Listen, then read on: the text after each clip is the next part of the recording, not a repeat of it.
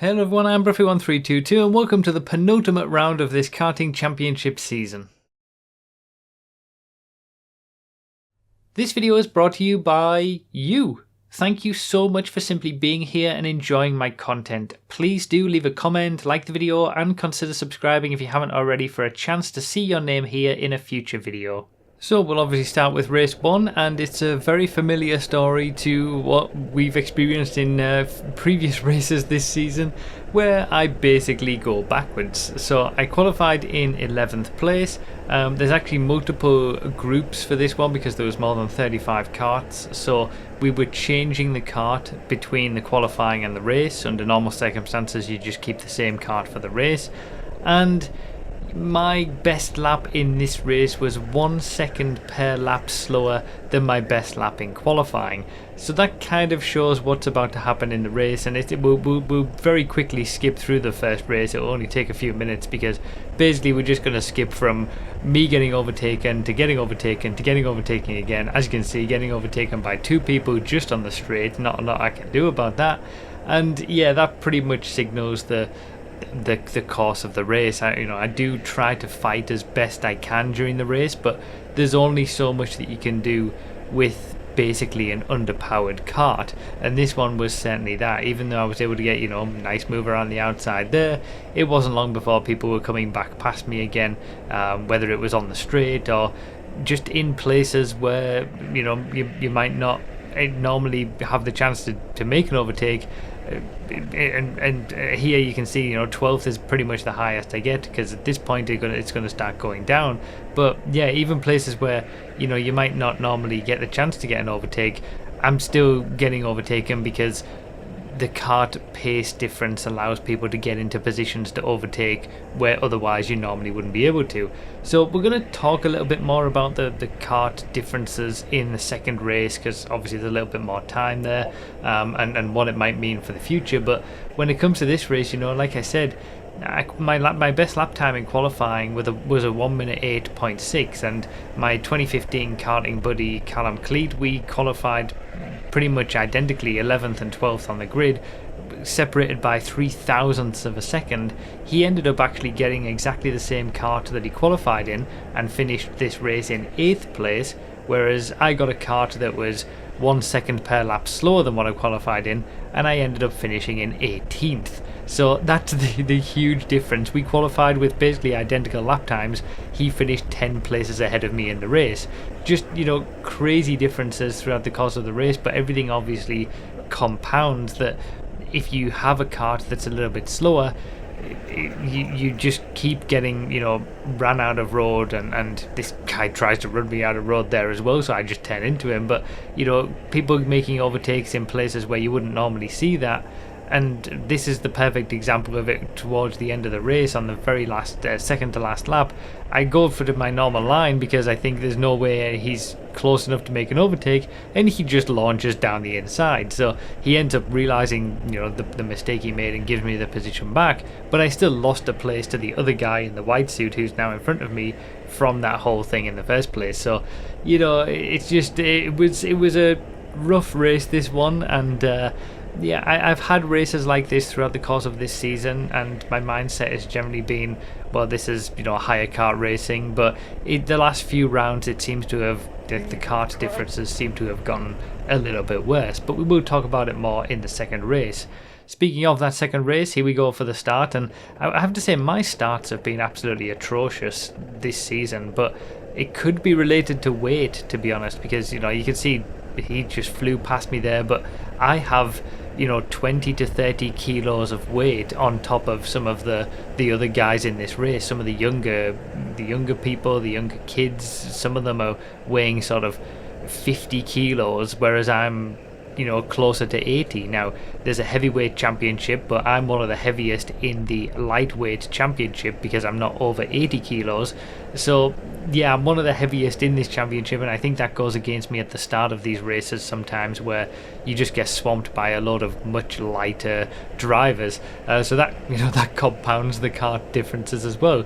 But already, we've only done half a lap here, and I'm already down to 23rd place. And I think just in general, this round I wasn't making great decisions. I did manage to, see what was happening there in front and got 3 places back, so I was back up into 20th. But yeah, to go from 18th to 23rd in the first half of the lap at the start of a race is never great. And just in general, I felt a little bit off in this round. I felt like my decision making wasn't fantastic. You'll see some of that in the course of this race. Yes, I managed to make some decent overtakes in certain places, but I also felt like I could have done better as well. And it's never a nice feeling to come away from a round feeling like you could have done better. And I think, certainly for this race, this is where I felt it the most. I felt like I could have gone even more positions, because I actually had a decent kart in this one, so I was able to move forward, as we're going to see. Here I managed to make sort of 4 places on one corner, just taking advantage of the craziness that's going on, and then also getting up the inside here as well. Well, no, he managed to hang it around the outside, but then I get the cut back because he's in an even worse kart than I probably had in the first race, so I just drive straight past him. It's just swings and roundabouts and how it goes. But yeah, I managed to get up into 15th, and then it didn't take me long to catch up to the next group in front. And at this point I was sort of settling in to see how far up the order I could get, and I felt like my kart wasn't too bad. Again, getting a nice little move around the outside there, but again, this is the sort of thing I was talking about with my decision making. I felt like I pushed it a little bit too much here, when really I should have tried to get in, file in with everybody else. I ended up losing that position that I just gained by trying a little bit too hard, and I think that was the case a lot of the time. The guy in the black and orange in front of us, he's the guy who I just overtook a few laps ago. I think he was a lap down at this point. Maybe he'd swapped his kart or something like that, but we will overtake him and it won't make a difference to the position counter. But yeah, I felt like I had a better kart in this race, and something that I could make some moves with and make some positions up with, but I was constantly on the back foot because of the bad kart in the first race. I started this race in 18th place. If I'd had this kart for the first race starting in 11th, I probably would have had a better all-round result across the 2 races. And it's just crazy the sort of the speed differences that we're seeing in these karts lately. Now, back in the 2015 series, I was talking about the inequalities with the karts, but it never seemed even then to be as bad as what it is now. But for this season, I kind of, I went into it with a bit more, I was just happy to be doing it again, happy to be bringing these videos to you again after so long of not being allowed to record anything. So I went into it with the mindset of, okay, it is higher kart racing, the karts are going to be different. I'm just going to accept it for what it is. But it didn't seem like at the start of the season that there was such big differences as what they are now. I talked about my 2015 buddy Callum. We qualified, almost identically in that previous qualifying session for the previous race. But in the previous round last month, in the final race where I was going on and getting my first ever victory, he was 4 seconds per lap off the pace. and by the end of that race, it was kind of scarcely believable that his best lap was 4 seconds per lap slower than mine in that race. And he's not 4 seconds per lap slower than me in any situation. In sort of warmer temperatures and hotter weather like it is today, we're generally fairly evenly matched. If it's colder temperatures or in the wet, he's generally a little bit quicker than me. He's in no universe 4 seconds per lap slower. So for a kart to be 4 seconds per lap off the pace is just insane. And I haven't experienced something that's that slow yet this season, but certainly, multiple seconds off the best lap times. When it comes to that first race, the guy who won the first race actually qualified in second place, but he got lucky and got drawn the kart that actually qualified in pole position. Now that kart set a 1 minute 7 point something lap time, and he won that race where his best lap was a second per lap slower. But because the kart was so fast, even though he was a second off the pace of what that kart could do, he still won the race. So, and not to take anything away from him, you still have to do the job and put in the lap times and get the win.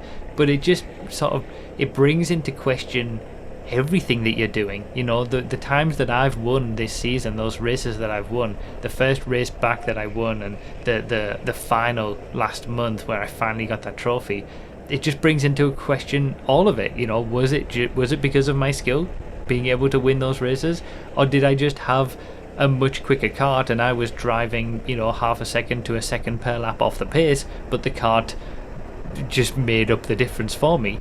It's just and you can't really gauge how you're doing in comparison to other people as well. And that's part of the reason why I think earlier on in the season I brought in some names to like I've done with my old 2015 karting friends Callum Cleat and Penfold.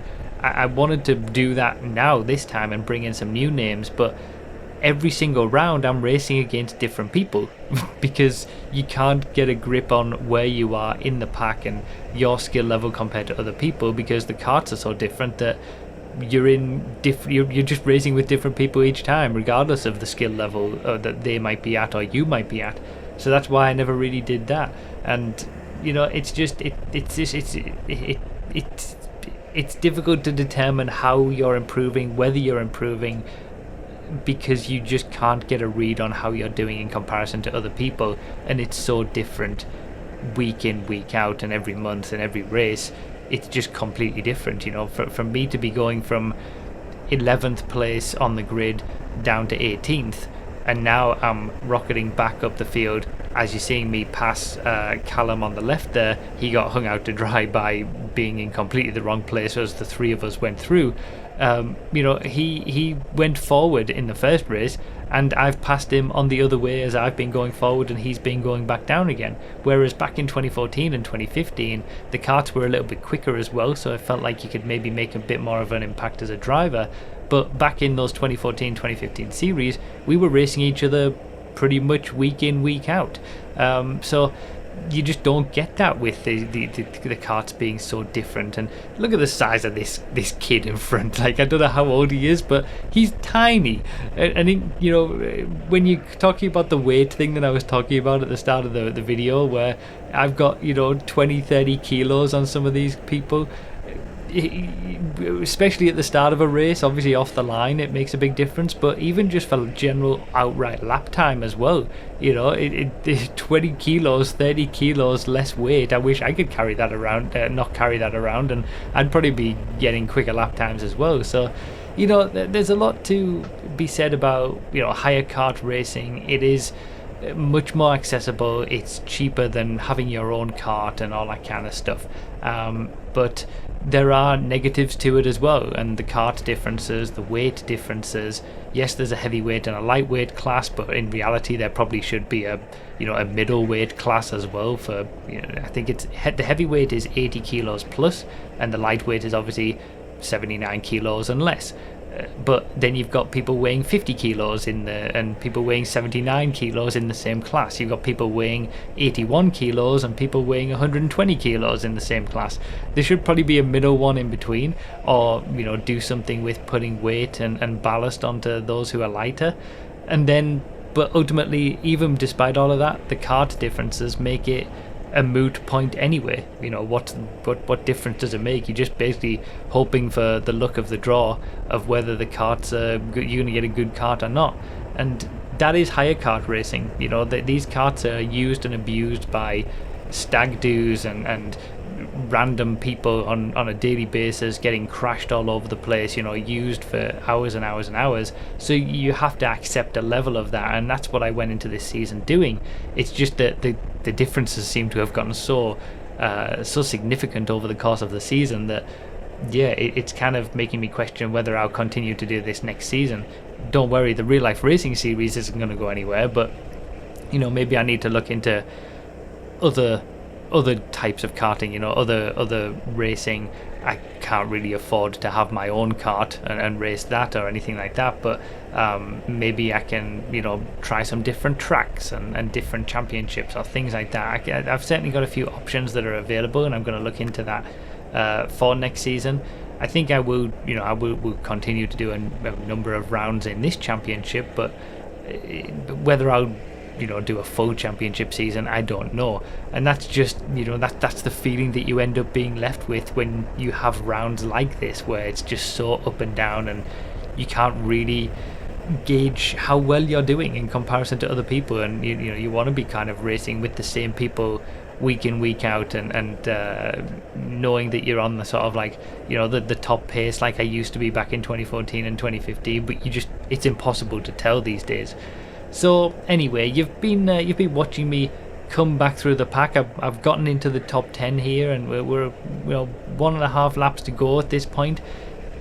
I've been doing okay when it comes to making overtakes, but I feel like a few times I've made some decisions where I could have been quicker in this race. I could have gotten more positions, and I think this bit that we're about to see showcases that pretty well. That I think because of the first race, I was conscious of the fact that I had a quicker kart, and I really wanted to be making more and more places. So I get up into this 9th place here, but I really should have just waited and tried to get at a different point, because I end up losing a place. And I was so focused on making positions, improving my position because I had a quicker kart, trying to make back the places that I lost in that first race, that I made some decisions where I probably shouldn't have made them. I should have been a bit more patient or something like that, and I might have ultimately been able to close in on the top 5 or something like that if I'd been making some better decisions. Ultimately, on this last lap,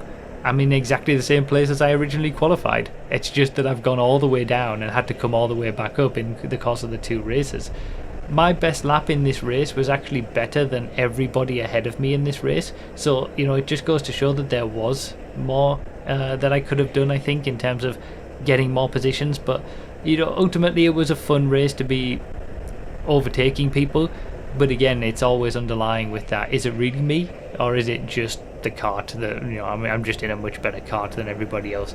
So yeah, that's how it is. We've got one more round of the championship to go. I will be obviously bringing you the footage of that, and hopefully we can get some success to finish off the season. But yeah, hopefully you're continuing to enjoy these real life racing episodes. Let me know all your thoughts down below in the comments, and I'll see you next time. Well, I said I was going to see you next time, but next time is now, because I ended up not getting this video out before the final round of the championship took place, so I'm including a few little highlights of what happened in that final round, but I'm not going to bother to put the usual editing that I normally do when it comes to the positions and lap times and all that kind of stuff, because the final round was basically just more of the same of what I've just experienced and explained about in this video, and I kind of got to the point where I was just sick of it, and I think it was the first time really that I just wasn't having fun in the final round of the championship. It's a shame that the season ended this way. At least I got my first place trophy for this season, and I did win 10% of the more than 10% of the races, but it was so up and down at other stages throughout the course of the season, and it's a shame that the final round sort of ended quite badly in a way. So it was basically a damp track initially when we went out for our qualifying, and I was in the top 5. You can see from the qualifying times from that I was actually doing relatively well whilst the track was damp. But as soon as it started to dry up, the deficiencies of my kart started to show, as others who weren't being as good in the wet started to get quicker, and I ended up qualifying way down the pack. And then this final round took place right at the very end of my stream week, so I was tired, and I think I was sick of experiencing this, that there was nothing I could do. I was sick of being put in a kart where I was overtaking or at least catching up to people so much in corners, and then watching them drive away from me on the straights. I was sick of watching people drive completely past me on the straight and then messing up the next corner and causing me to lose even more positions because of that.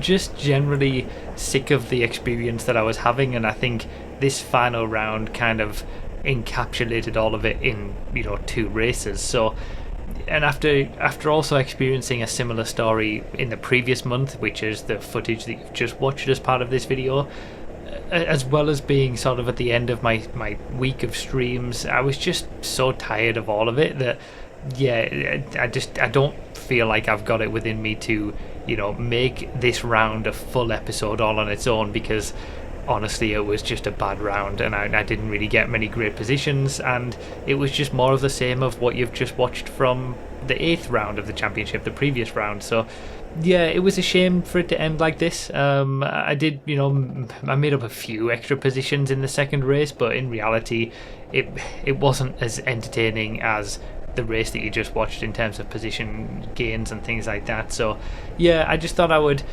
put in a few highlights to kind of show how this final round went in terms of I didn't really have the best time in the world.